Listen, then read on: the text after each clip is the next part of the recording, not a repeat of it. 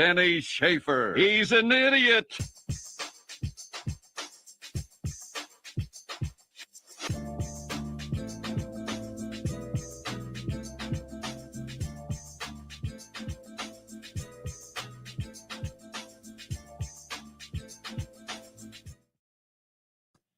Howdy doody, people. All right. We are waiting for the audience to build. Come on, audience, build. Happy Wednesday. Yes, Wednesday. Podcast from the Share DennyRadio podcast. Number 37.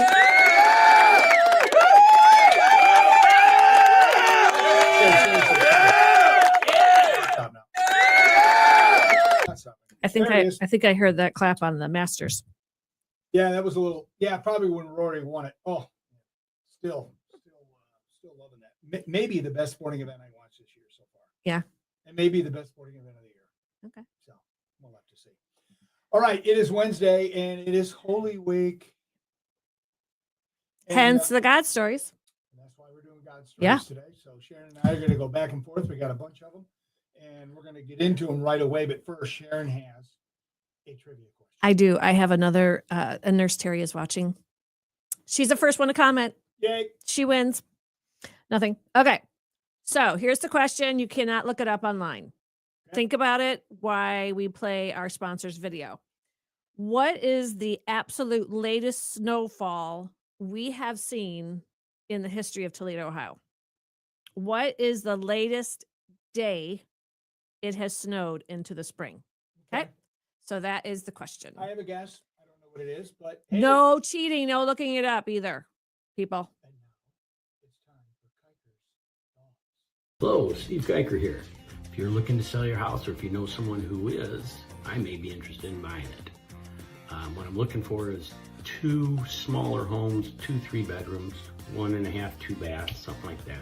Something in a nice area, something that doesn't need a whole lot of work, but if it needs some fixing up, that's okay. Trying to keep it under a couple $100,000 for each house, and preferred no realtor involved. So if you're looking, or if you know somebody who's in a tough way or looking to sell their house and you haven't contacted a realtor, contact me. If you have contacted a realtor, as long as I don't have to pay any fees, I don't mind working with them. But you can contact me at kiker2@yahoo.com. That is KIKER, the number 2, @yahoo.com. Thank you. I so wish I could give him bunny ears when he's doing that video. Can we do that on this video? No, we can't. We can't. By the way, the audience is growing on the DennyRadio Sharon podcast. Anyway, he got a lead. He got a solid lead after 1 week. Last week. I know. Just 1 That's week awesome. A sponsor. So let's go for 2. Yep. Let's go for another solid lead, people. So yeah, because he's looking for a few. At yahoo.com. And his email is up there in the corner, and it's scrolling across the bottom. So feel free to reach out to him. All right, I'm going to say May 10th. Okay. May 10th. It's probably later than that, but I'm saying May 10th. So Snowfall. we're looking for the latest it has snowed in Toledo, Ohio in its history. We got a couple guesses. Lori says April 15th. Terry says April 22nd. You say May 10th. I'm saying May 10th. It's in May. I know it is. It's got to be. Maybe June. First part of June. I remember my dad telling the kids, don't ever put away your snow gear until June 1st. Okay. They were like, oh, so glad we moved back. So according to extremeweather.com, the latest it has snowed in Toledo, Ohio was on your birthday. May 13th. May 13th. I almost said in that. 1912. Thought I was going to say May 13th, but I didn't, because it was my birthday, I thought I'll get close. I said May 10th. So I was the closest. What do I win? Nothing. You win what Terry wins for being the first one on. Okay.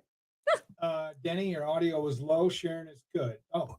That's because my mic was muted. You were muted again? I muted it because during the thing with Steve, and I coughed and I didn't turn it back on.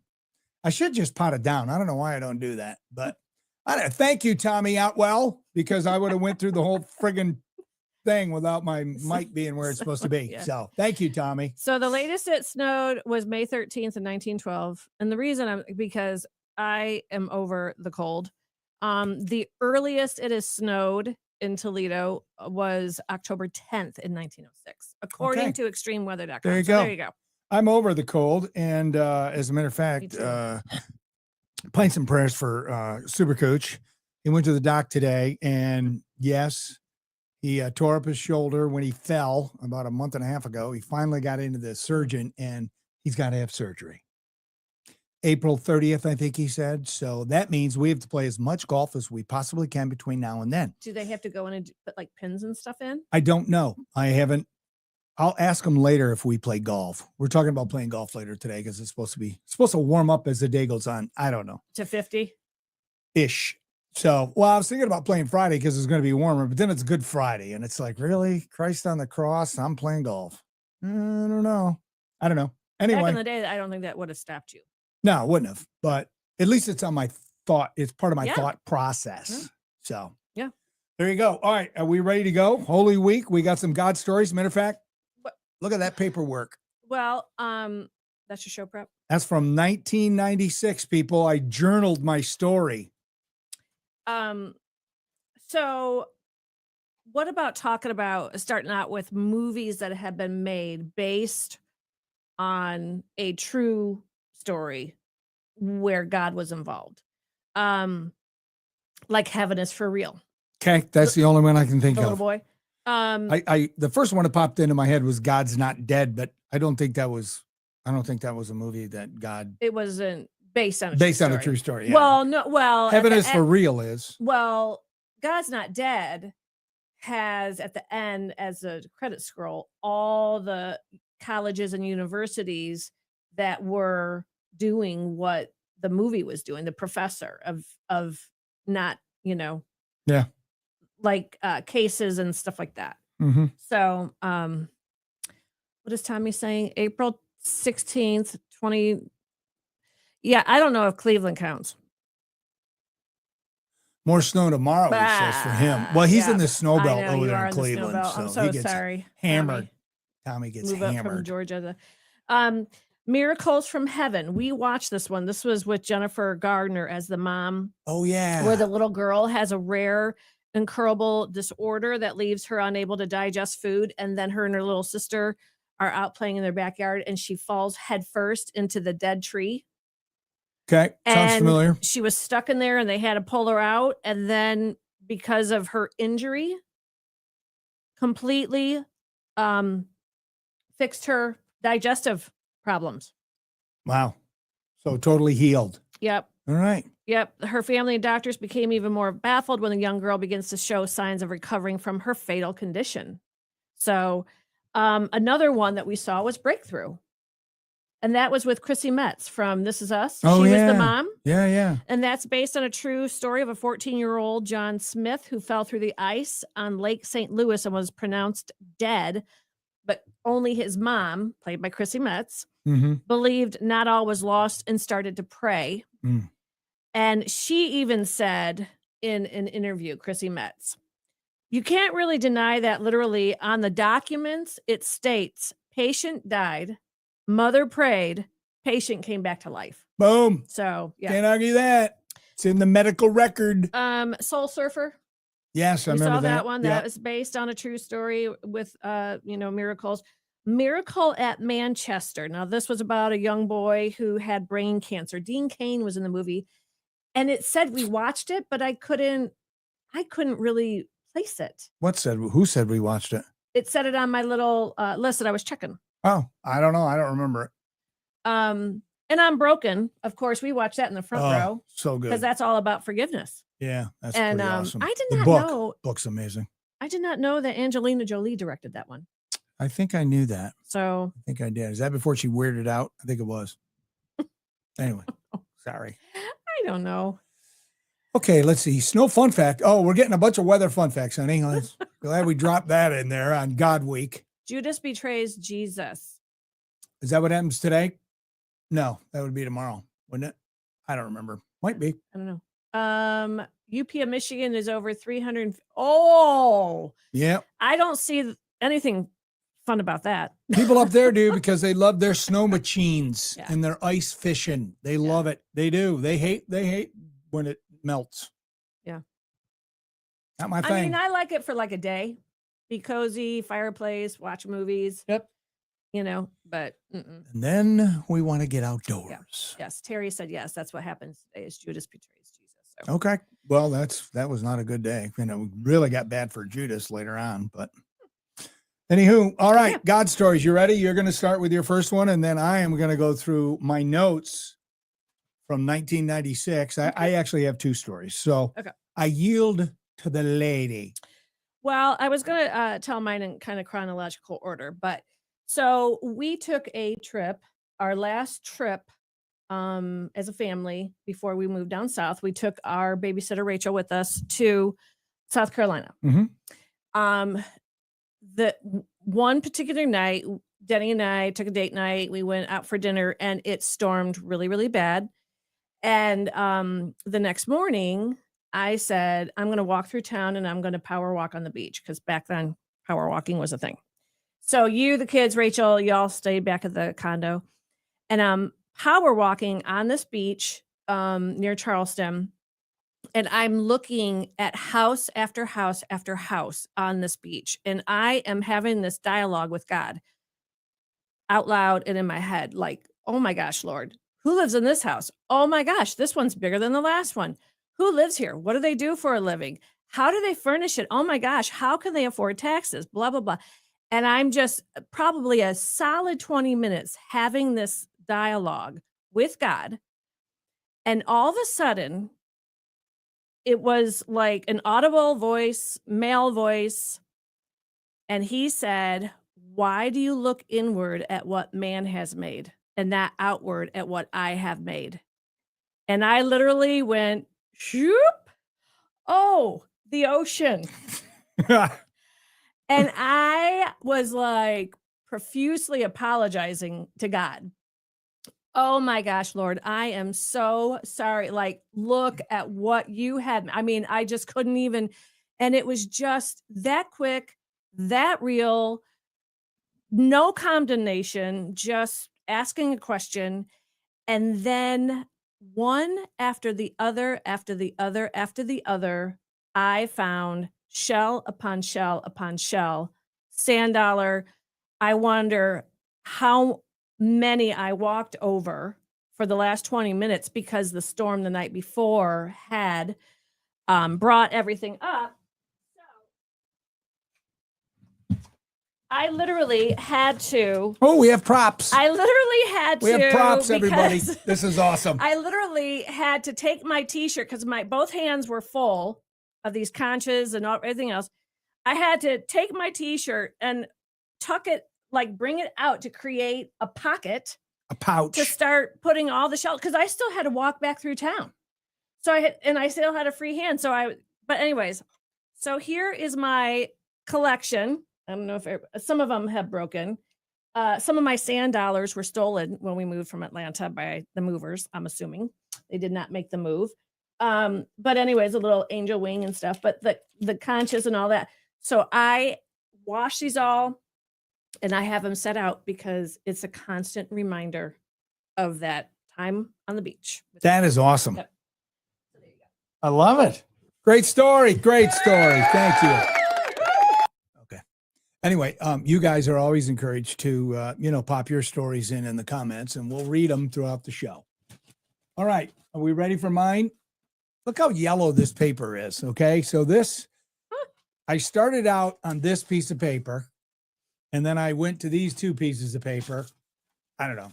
I always had pen and paper by my bed in case I came up with a good idea for something. So I wrote this. It was February 23rd, 1996. Okay. This is before we were married, before I came to faith. It was a Friday night, 11:30. And I know that because I wrote right there, I signed it and it says 11:30, 2/23/96. I looked it up today. It was a Friday night. So it was a night where for some reason I didn't go out. I stayed home and just had a night to myself, because you and I, we didn't start dating yet. We didn't start dating till the fall of 96. So you weren't even in the picture yet. Well, no, we were friends. Well, yeah, we were friends, but yeah. Okay. Anyway, so I journaled it, and today so I knew we were going to tell this story, and I said, what God stories do I have? And you reminded me of the story. I'm like, oh yeah. And then I started thinking about how I was going to shape it and talk about it. And then I remembered, wait a minute, I think I journaled it. So I went and grabbed my Bible, opened it up. There it was. Here it is. Okay. So we start with the little scratch paper. It says, tonight I had a fight with the devil and God, and I won.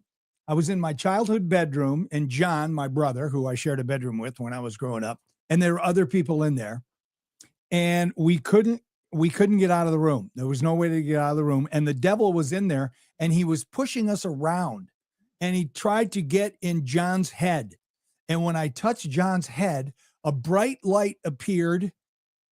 And then I can't read my own writing. And then it says, then we were at a bar, and I don't know what that is. I don't know, something about a bar. It's a dream. And so I don't know. And then we were in the attic, and there was a screen door.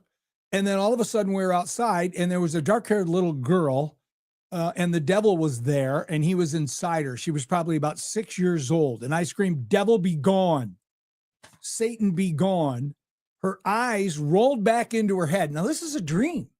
Her eyes rolled back into her head, and she got up and left and went to her family. So I followed her, went with her family, and I told her how incredible she was, and they just nodded as they ate, because they were eating a meal at a picnic table. And then there was a bunch of other family and a bunch of other children there. Then it says, then I was back in my bedroom. Now, this is my room when I lived behind TGI Fridays, when I lived in that house. So we're back to the present. So time. now I'm back to in my bedroom, okay? Not your bedroom with John. Correct. This is my bedroom at my home that I lived at, by myself, because, how all that happened. Anyway, so I'm back in my room. And to the right of my bed was the walk-in closet. Okay. So if I roll over, I'm looking right down into the closet, and it was right there. It was very close. Okay.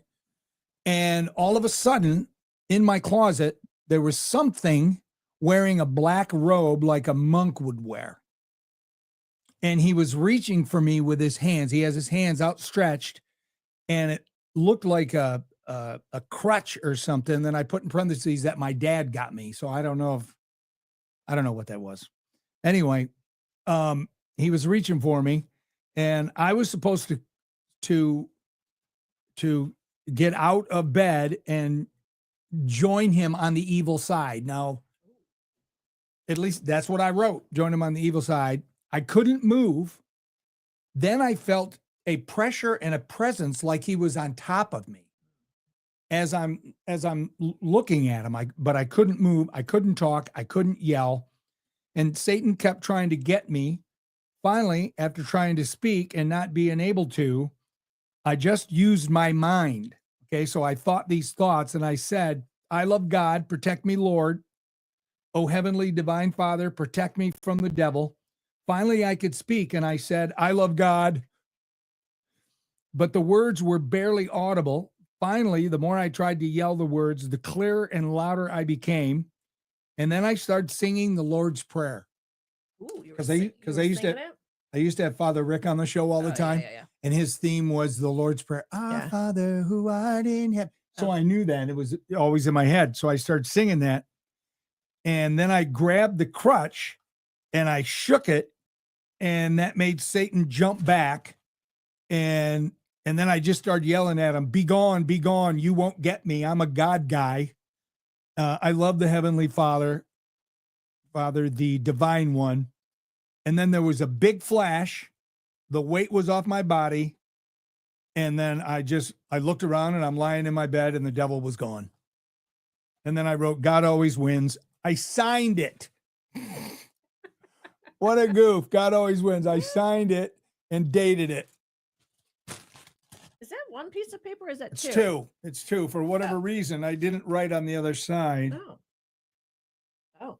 Anyway. Is that your fax from your sister? No, I have that one in the Bible too, but Oh, I don't okay. have that one. So there you go. And that was my brush that- with the devil through a dream. And man, it sure seemed real, especially the part when I was back in my own house, in my own bed. It was like, Well, I remember you talking about the feeling the pressure and not being able to get up. And it was crazy. you do So- read about that kind of stuff a lot. So there you go. There's my story. All right. Do we have any comments? Holly's just saying hello. Hi. Oh, Chris Gaggles, keep listening because I got a story that has something to do with you. Oh, he sent a little shell. Oh, Chris. That's right.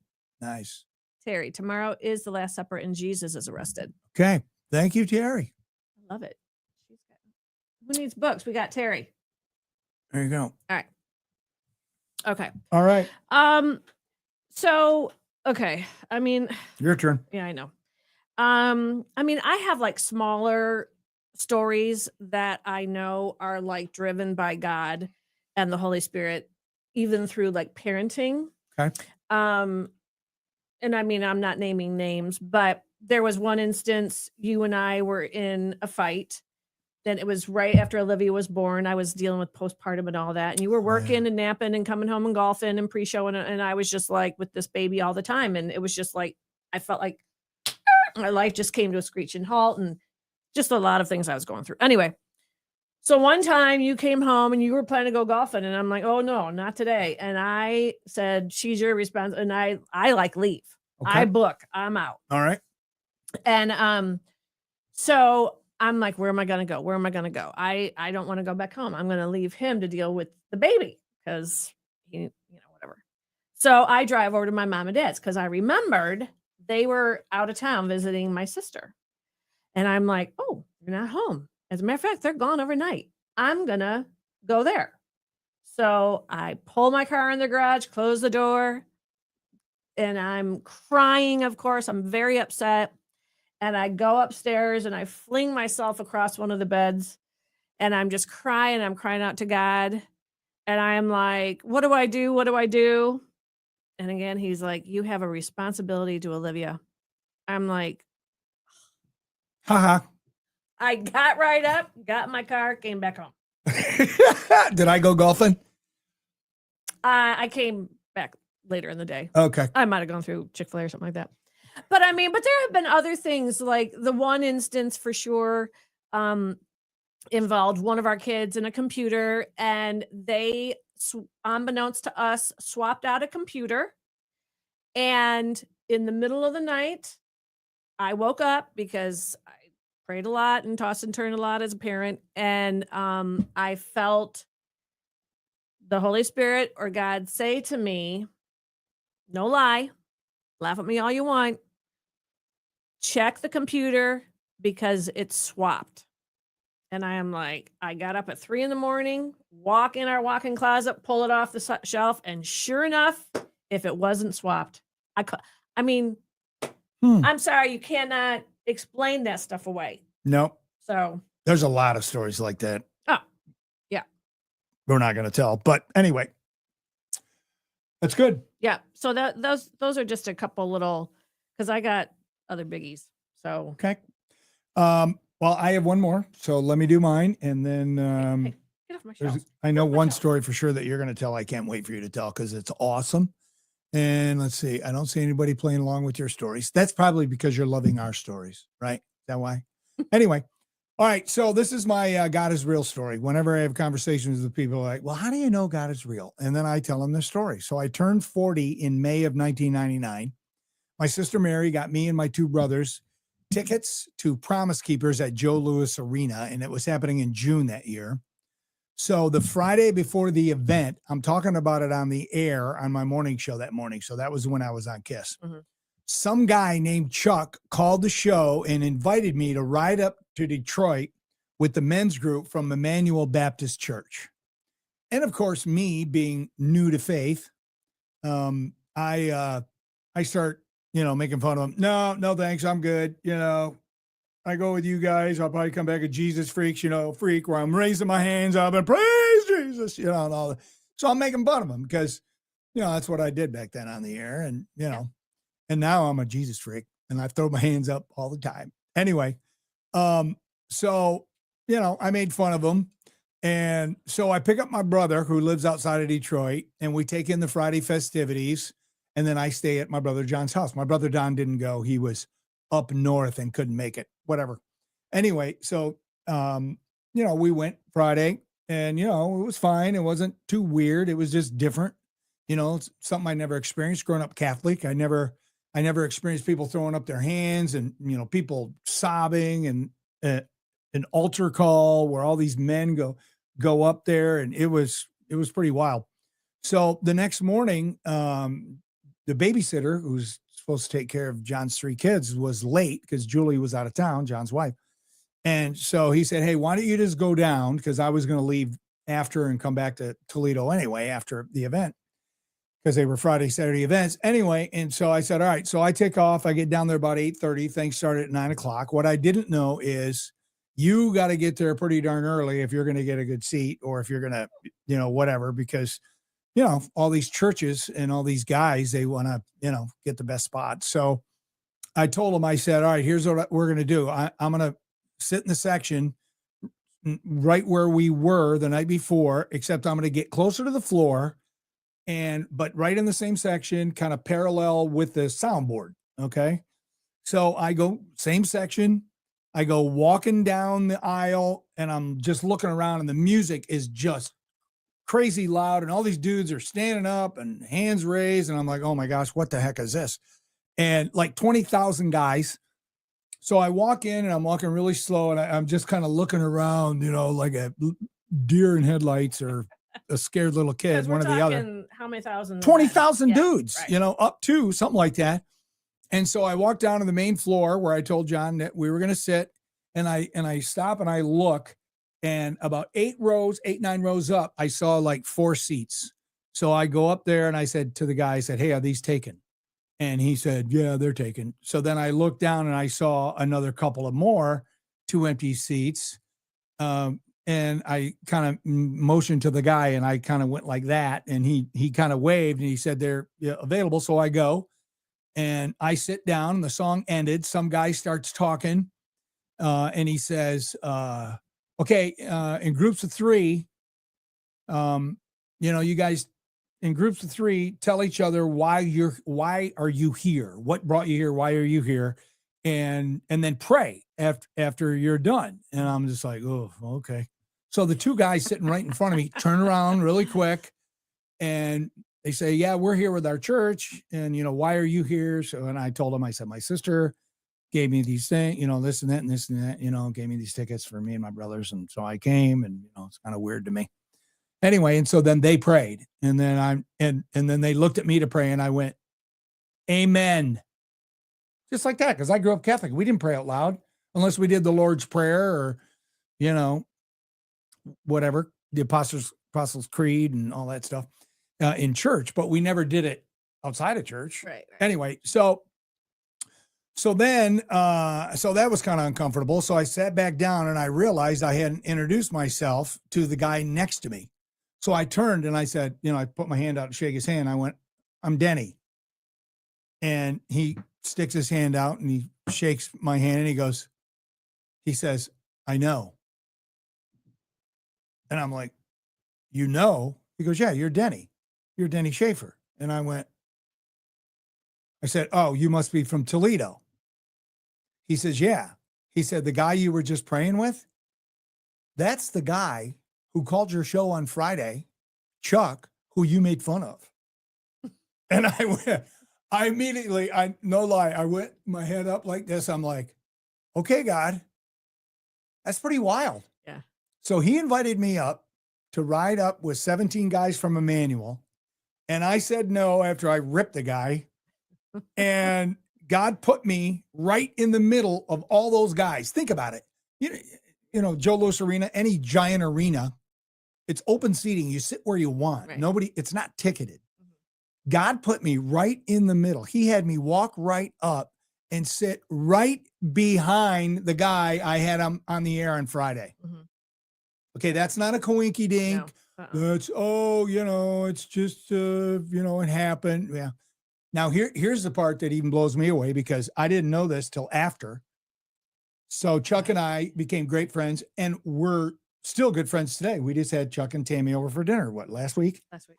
And we had breakfast last Thursday. Anyway, Chuck is a dear brother, and so is Chris Gaggs, who's listening on this right now. He might even add some to this story. Anyway, so Chuck says that, he sat down and he was praying as the music was playing.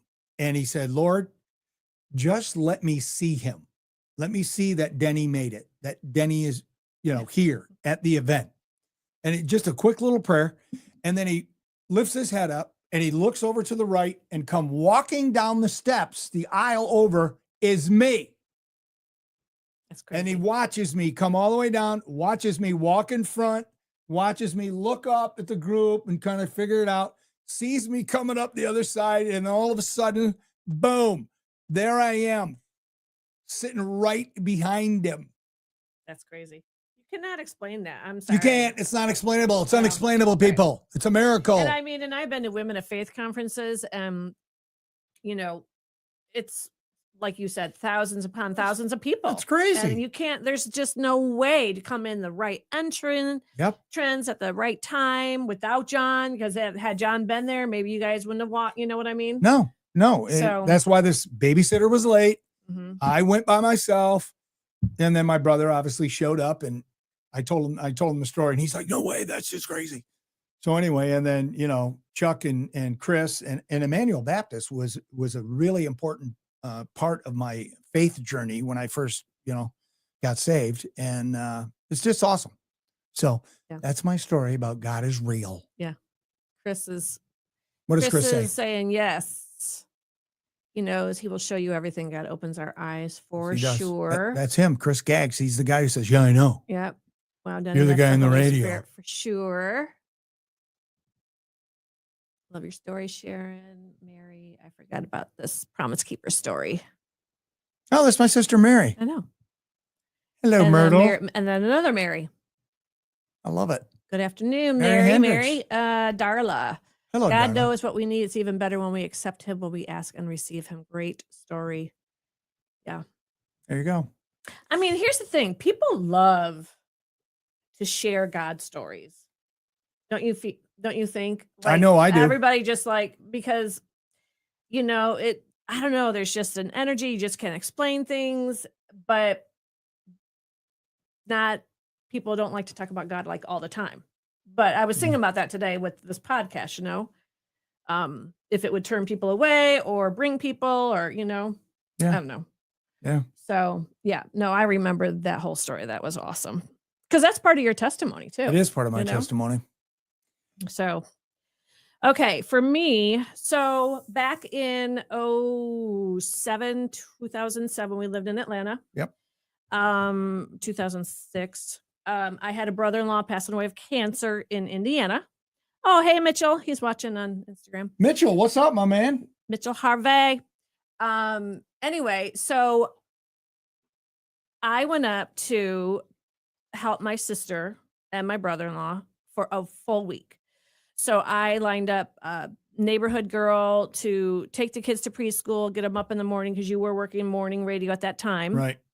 And then you took care of the afternoon and the evening shift and all that.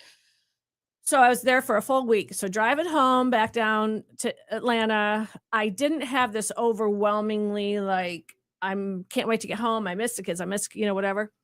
And I got home and it was still there. I did not have any I'm so glad to be home. And I've missed everybody. It wasn't there. And it made me cry. I was upset because I'm like, what is going on? And I don't love my children. I distinctly remember saying to you, I feel like one of those wackadoodle moms that can just up and leave the kids and not look back. That's how bad it was. And I would cry about it. So I got back on a Sunday, and I want to say this went on until Tuesday, and we had dinner.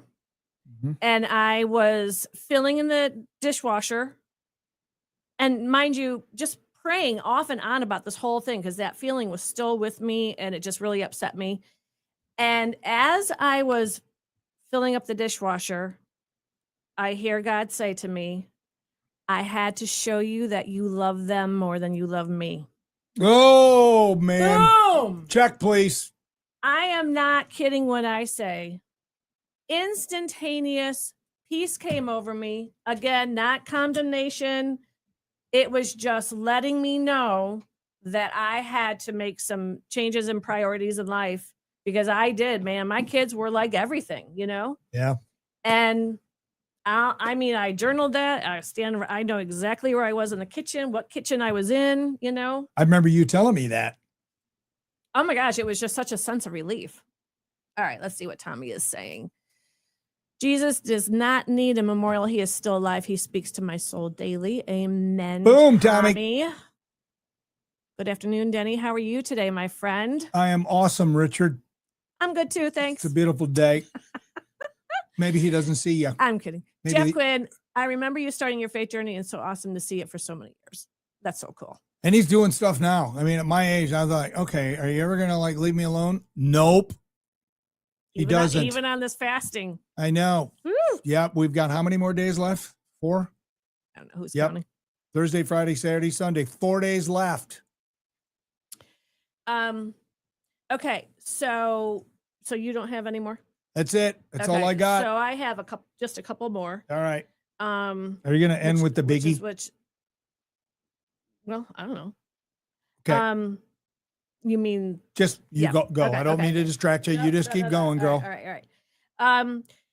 So last January 2024, I took a personal sabbatical for an entire month down at the beach, just to kind of regroup, get myself spiritually back on track because we lost my dad and my mom, and we're dealing with my sister Diane, and just a lot of moving parts in my family in a short amount of time. And a diabetic cat.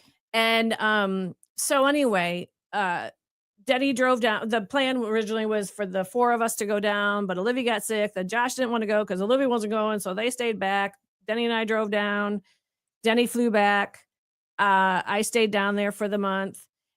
And the whole month, even though I was like really focusing and spending time with God, there was that daunting of the drive home by myself, which I had never done, through the mountains at the end of January, beginning of February, you know, weather-wise, blah, blah, blah. Anyway, so I would pray about it, but try not to focus on it. And because, you know, God had spoken to me about that. Anyway, so my last morning walking on the beach, I'm praying about it. Okay. And all of a sudden I look up and this is what I see. That is awesome. Angel wings. Angel wings. I'm going to give you this for that. You can see my little finger right there. So, I thought that was like waves crashing on the beach. Lightning.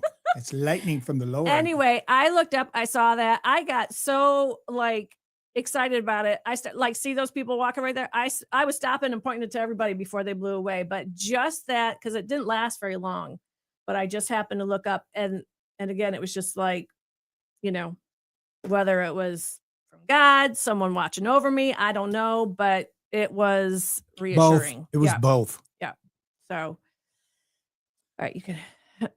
Oh yeah. Then I opened up my house for Bible studies. You had a pool table in the middle of your living room. It was awesome to see where you are now. Only took that second to do so. There you go. That moment. That's right. I do remember that. We used to do Bible studies in my basement.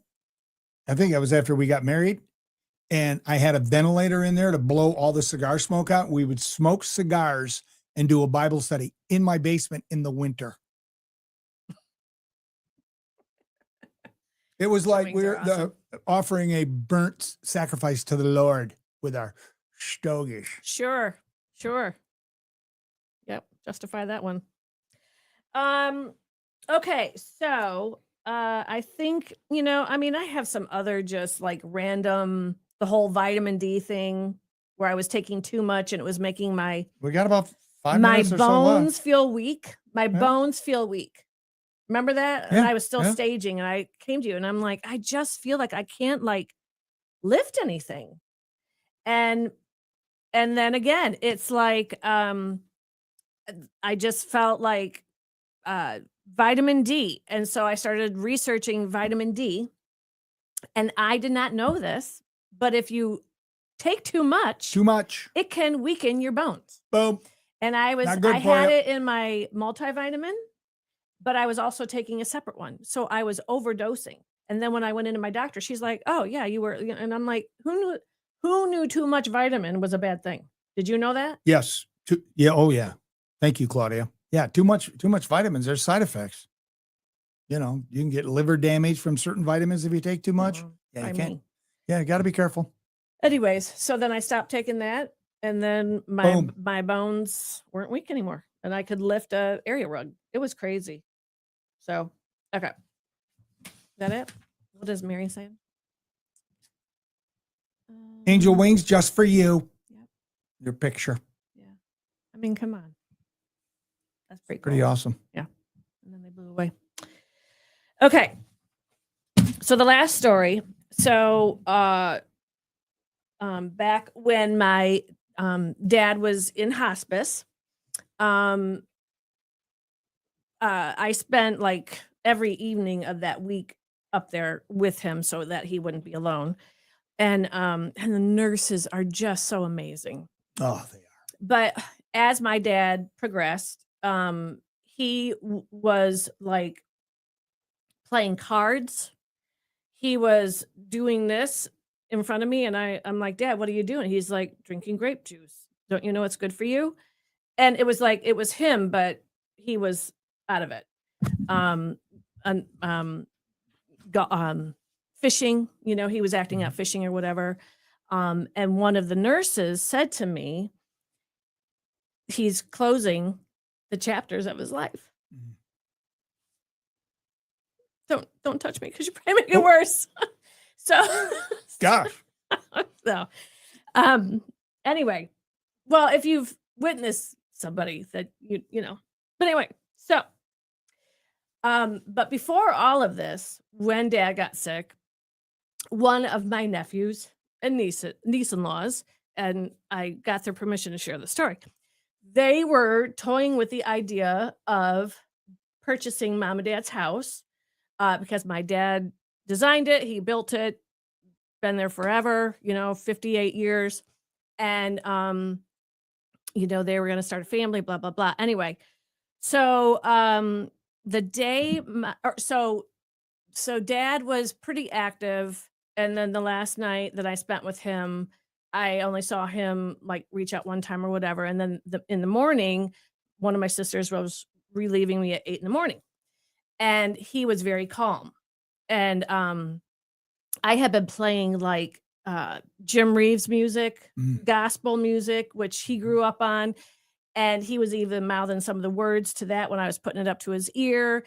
And the hospice nurse said to me, because I'm like, I don't even know if he knows the song. She goes, you would be surprised at the things that we see in here. I just can't imagine what they've seen. Anyway, so the morning I get ready to leave at 8, he was very calm. And the nurse said, he's on his own journey now. So I come home and I say something to you about it's a beautiful day to pass away because it was beautiful sunshine.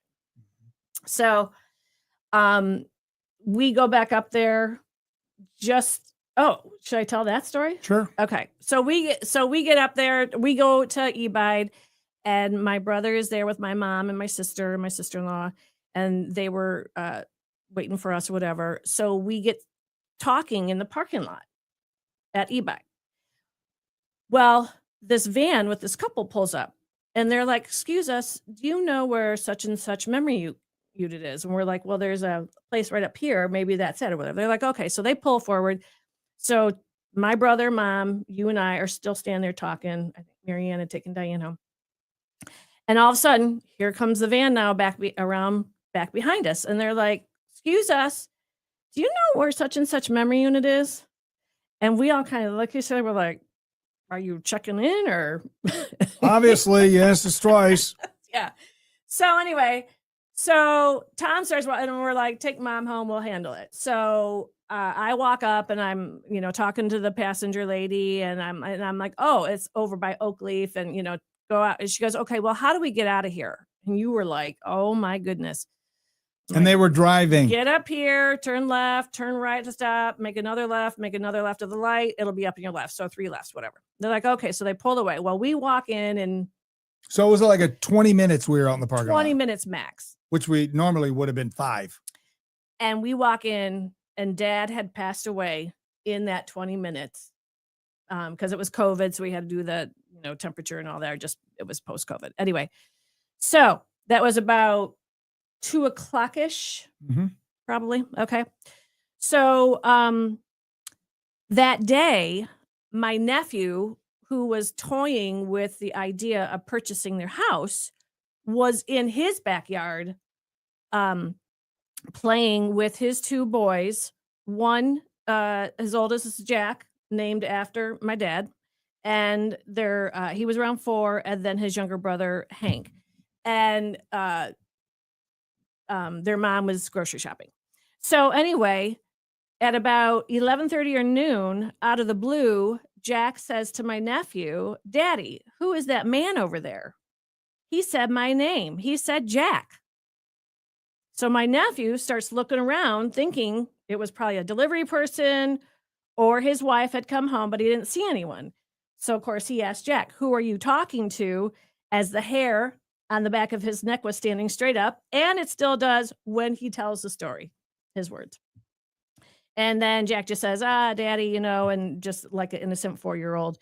So then his wife comes home and, he tells her the story and they're like, wow, that's so interesting. And then my nephew leaves. And then a couple hours later, his wife, our niece, gets the phone call that my dad passed away. So then my nephew his phone died. He didn't have a charger for the only time in his life. So she couldn't get a hold of him. And then he came home and she shared the news with him about my dad. They were overcome with emotion, a lot of feelings going on, uncertainty of what they might have just witnessed with the Jack story. Okay. Because he is my dad's namesake. Did you say the part about he has my name? Did you say that part, or is that coming out? He said, Daddy, who is that man over there? He said my name. He said Jack. Okay. Okay. But there was no one there. Okay. So then, of course, our nephew and niece-in-law started finding pictures of my dad is young, trying to show him. And, it wasn't, like the Heaven is for Real movie where they find that, So anyways, so they're still processing about buying the house and all of that. They get an estimate for what they could sell their house for to see if they could even afford my mom and dad's house.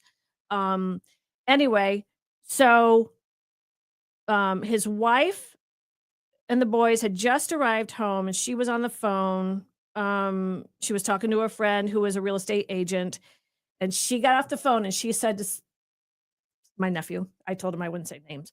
Of course, I've already botched that. But anyway, she said, let's go for it. Let's try to buy your grandparents' house because, that was where all the family gatherings were. So at that moment, Steve, Well, strike that. I don't think people are going to come looking for him. I'm sorry. My apologies. I don't think it really matters. Anyway, he looks out toward the road at the end of the driveway and he sees this little thing laying in the end of the driveway. And he's like, what is that? He walks out there. It's an entire roll of duct tape, and they used it to package up all their moving boxes. So it fell off somebody's truck. That's how he ends it. That's funny. Yeah. So, yeah. His real name is Larry, just so you know. I love the fact that little Jack saw Dad. I believe that as much as I'm looking at you, that totally happens, that God will do that kind of stuff, man. He's just showing off. I know. And the fact that the hospice nurse said to me at 8 a.m, because he was just resting calmly, because his vitals kept changing throughout the time. And she's like, he is on his own journey now, And so that was at 8. So and I had posted on my Facebook, like a little picture of a girl releasing a balloon because that was just such a word picture to me. Mm-hmm. And so Stephen asked me, when did he pass away? Because when the backyard play thing happened, he whipped out his phone to see what time it was, and it was 12:30. So yeah. Wow. I mean, Olivia used to see angels when she was little. She did. I remember changing her diaper one time. She goes, "Look, Daddy, look." I'm like, "What?" She'd go, "Pretty." And she's staring up into the corner of the ceiling. Yeah, she did it to So me. pretty. She did it to me too. And I'd be like, close your eyes, because it freaked me out. There you go. Oh, but anyway, so yeah. There you go. All right. There you go. No more No comments. one's got any. No more comments. No. All So, right. All right. Well, thank you, people. Yep. All right. What else do we have? We have any videos? We have any, what do we do? Oh, Friday. We got Friday. What are Yeah. we doing So Friday? You read it? All things Easter, traditions, symbolisms, food, and random facts Mm-hmm. about Easter and what it means and all of that. So Good Friday at noon. Yep. And then Resurrection Sunday. The Lord is risen. Stranahan, 10 a.m., Soma City. That's where we'll be. You're invited. A lot of room there at Stranahan. If you need a place to worship. Holly, you read this one. My dad recently passed in hospice. The chaplain told me that you are not present when he passes. It's his last gift to you. I definitely think it's how the person wants to die. If they're surrounded by people, or my dad was a very private person, none of us said, well, Dad, how would you like to die? I mean, my mom was pretty open with talking about what she wanted at her funeral songs and all of that. But, she wasn't even in hospice for not even 17 hours, I think, total. Yeah. But she also went through her, because the night I spent the night with her in her apartment before she went into hospice, I look over and she's doing, and her mouth is going, and I'm like, what is she doing? Because the only thing that we ever knew about my mom really was that she played piano and she played it beautifully. Well, it wasn't until we were getting together her pictures for her wake that she's sitting front row in her junior high orchestra with a clarinet. Playing the clarinet. Yeah. So that's pretty awesome. All right. We're gonna have me cremated, and then you guys are gonna roll me up into cigars, and you're gonna smoke me. That's my dying wish. Yeah. Oh, that's so sweet, Holly. She was there with her dad, just the two of them. I'll tell you, man, my mantra the whole time was what? No regrets, because you can't ever get it back. I mean, even with my sister Mary, it was just my mom. Thank you, Myrtle. Yeah. So, all right. Okay. Video. Here we go. I chose this because I know Kiker's got dogs. All right. It's my damn dog. That's my dog. Can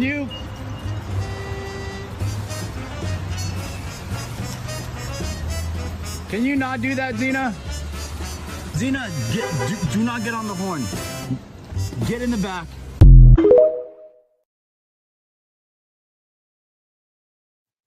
That is so awesome. I just love that. Where the dog knows, is like, hey, where are you? Get back here. So he's laying on the horn. He goes walking out with the snacks and he goes, here's the horn. I know it's my dog. That's funny. Yeah. So anyway, all right. So Friday again. There we go. All things Easter, family traditions. Good Friday.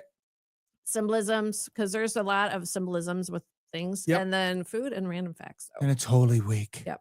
So. All right. Let's see here. Any more? Oh, yeah. See you both Hold on. tomorrow. Great podcast. Looking forward to Fridays. Today's podcast reminds me of when my mom passed at hospice. Yes, They are absolutely. terrific They are angels on earth is what those women are. Meaning he knew I could get through it and he wanted to be there. Yeah, absolutely. That's awesome. Yep. See you both tomorrow. Well, me for sure. Hopefully Yeah, Sharon. I woke she's up with a little under the weather at yeah. the moment, Rick. Scratchy voice. And we hope so. 2 years ago, she had passed away peacefully without me or my sisters there. I was sad, but it must have been, yeah, see? Mm-hmm. Yep. I agree. All right. That's Thanks for tuning in. See y'all Share, Friday. please share, everybody. Denny Schaefer. He's an idiot.